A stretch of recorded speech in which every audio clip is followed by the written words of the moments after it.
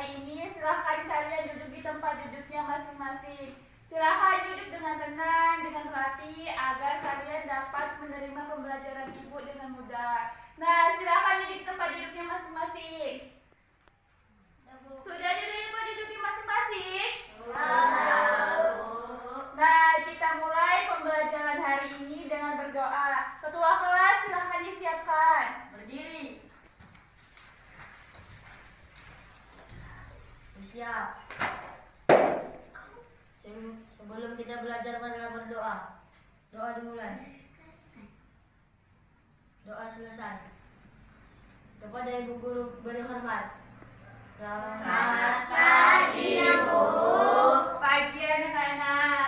Nah, sebelum kita mulai pembelajaran, kita diwajibkan untuk menyanyikan lagu Indonesia Raya. Tujuannya agar kita dapat terus menghormati jasa para pejuang yang rela mati-matian demi kemerdekaan Indonesia. Nah, siapa yang bisa dan bersedia untuk jadi dirinya pada hari ini? Ayo, siapa yang bisa? Ada yang bisa? Abi. Nggak nampak kayak Abi mau? Silahkan maju, Abi. Hiduplah Indonesia Raya. 1, 2, 3. Indonesia tanah airku. Hiduplah Indonesia Raya. Nah, Adil silahkan duduk, anak-anak boleh duduk. mana bisa nampak kaki. Apa kabar kalian hari ini? Baik, Bu. Alhamdulillah, baik semua ya. Ada temannya yang tidak hadir? Sebentar ya, ibu absen dulu. Rizky, Jihan, Rapan. Alhamdulillah, hari ini kita hadir semua ya. Sebelum kita mulai pembelajaran pada hari ini, ibu mau tanya dulu. Kira-kira masih ada yang ingat gak? Minggu kemarin kita belajar tentang apa? Ayo, bisa diingat gak? Ya ini? Sistem ekspresi. Ya, benar sekali ini. Minggu kemarin kita sudah belajar tentang sistem ekspresi. Nah, kira-kira ada yang tahu gak apa itu sistem ekspresi? Saya, Bu. Ya, silakan Fitra. Sistem ekspresi adalah pengeluar dari hasil sisa metabolisme. Ya, benar sekali. Jadi, Fitra bilang sistem ekskresi adalah pengeluaran dari hasil sisa-sisa metabolisme. Jadi, kalian masih ingat ya?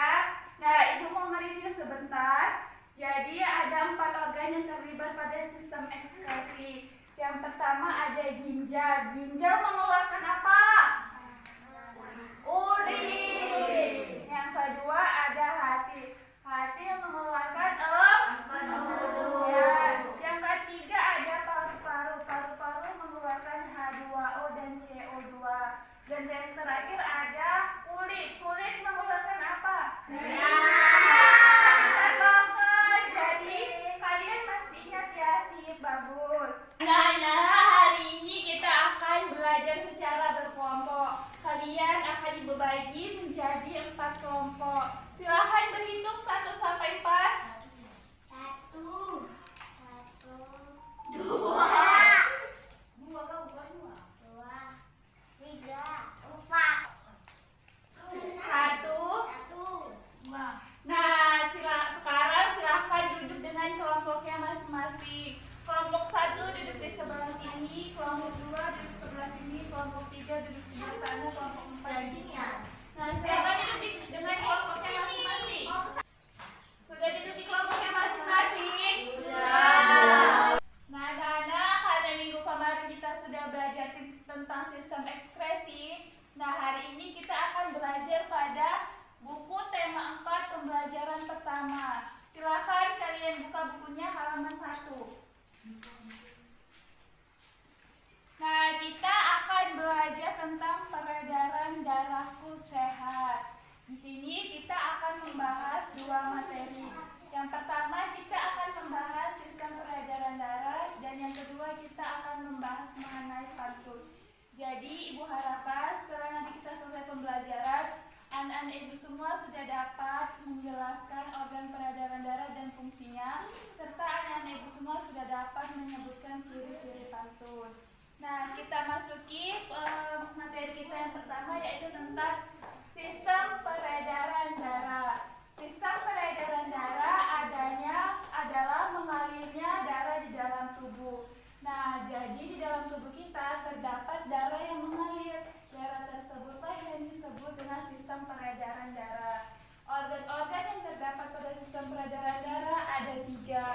Ada jantung, ada pembuluh darah, dan ada paru-paru. Yang pertama jantung. Jantung berfungsi memompa darah ke seluruh tubuh. Jantung terletak di bagian rongga sebelah kiri, tepatnya di sini. Nah, di mana bagian jantung anak ibu? Ya, benar sekali. Jantung berukuran sebesar kepalan tangan pemiliknya. Nah, coba dulu kepalkan tangannya masing-masing. Nah, segitulah jantung yang ada di dalam tubuh anak ibu. Jadi, antara jantung dia, jantung mawar, jantung dirga itu berbeda-beda besar sesuai dengan kepalanya masing-masing. Jantung terbagi menjadi 4 ruang. Ada namanya serambi kiri, ada bilik kiri, ada serambi kanan, dan bilik kanan. Selanjutnya pembuluh darah. Pembuluh darah merupakan saluran tempat mengalirnya darah ke seluruh tubuh. Pembuluh darah terbagi menjadi 2. Ada pembuluh nadi dan pembuluh balik. Terbagi berapa pembuluh darah? 2. Apa saja? Pembuluh nadi dan pembuluh balik. Ya, benar sekali. Jadi yang pertama ada pembuluh nadi. Pembuluh nadi yaitu pembuluh yang membawa darah kaya akan oksigen dari jantung ke seluruh tubuh.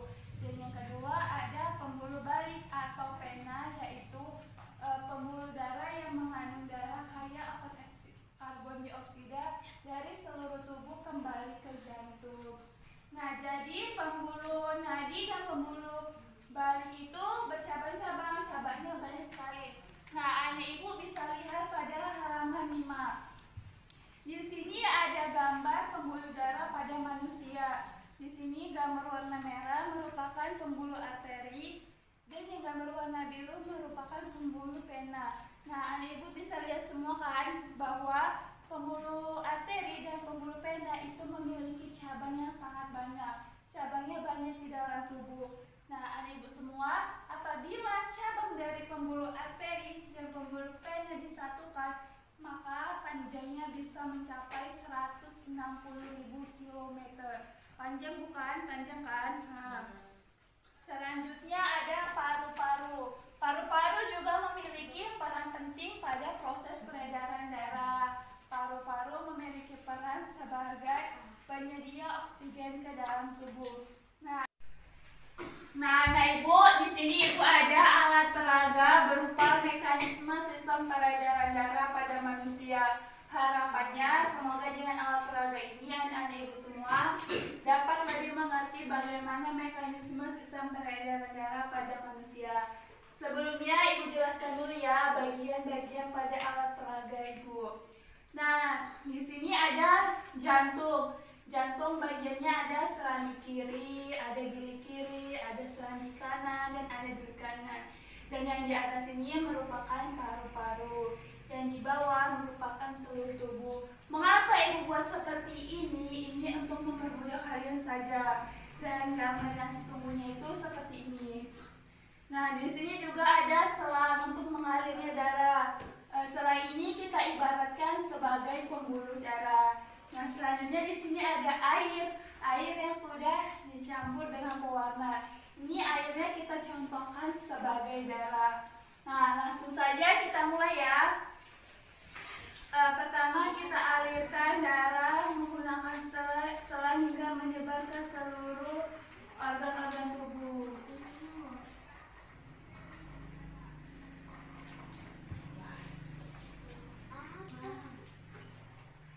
Mencorot. Nah, setelah darah yang kita alirkan tadi, yang pertama darah yang ada di paru-paru masuk ke serambi kiri. Dari serambi kiri, darah turun di bilik kiri.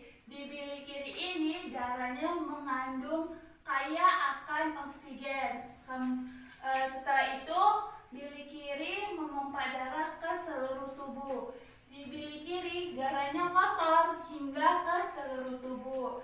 Kemudian, seluruh tubuh memompa darah menuju ke bilik kanan.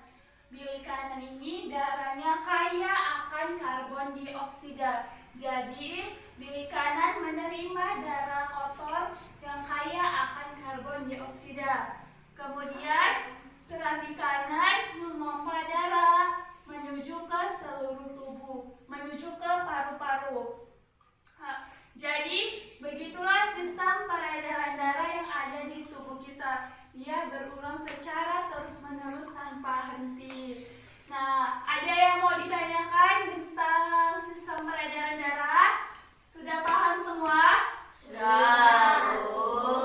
Nah, kalau sudah paham, agar kalian lebih paham lagi, di sini Ibu ada video pembelajaran mengenai sistem peredaran darah. Silahkan kalian lihat, dengarkan, dan pahami yang disampaikan pada video berikut ini. Halo teman-teman, masih ingat kan pembahasan kita pada bab sebelumnya? Itu loh, tentang sistem pencernaan manusia dan hewan. Nah, hari ini Mama bantu kita ya, dengan membahas tentang sistem peredaran darah pada manusia. Oke, Pipo. Teman-teman, kalian ingat kan kalau proses pencernaan makanan menghasilkan sari makanan. Sari-sari makanan hasil proses pencernaan akan diedarkan ke seluruh bagian tubuh untuk dimakan. Tapi dalam aktivitas Nah, jadi berikutlah video tentang sistem peredaran darah.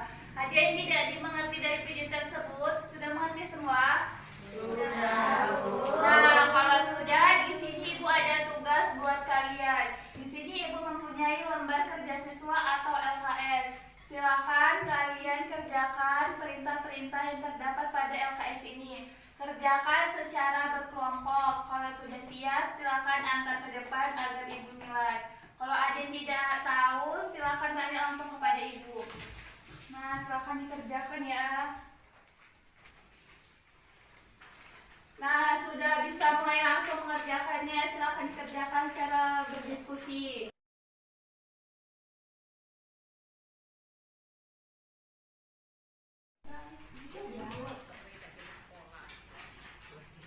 Siapa lagi yang udah siap? Sudah siap semua? Nah, anak-anak, menjaga kesehatan organ peredaran darah merupakan wujud rasa syukur kepada Tuhan. Cara mengungkapkan rasa syukur dapat dilakukan melalui berbagai cara, misalnya melalui pantun. Nah, selanjutnya kita masuk ke pembelajaran kita kedua mengenai pantun. Nah, karena di buku kalian materi pantun sangat sedikit, jadi di sini Ibu akan menambahkannya. Silakan kalian tulis di buku catatan masing-masing.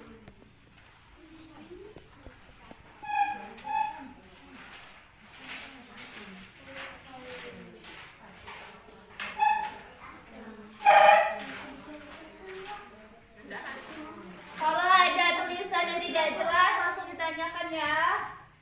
Sudah siap ditulis semua? Nah, kalau sudah, di sini Ibu akan menjelaskannya. Pantun. Pantun adalah jenis puisi lama yang setiap baitnya terdiri atas 4 baris serta memiliki sampiran dan isi. Nah, jadi pantun itu terdiri dari 4 baris. Nah, di sini ada contoh pantun.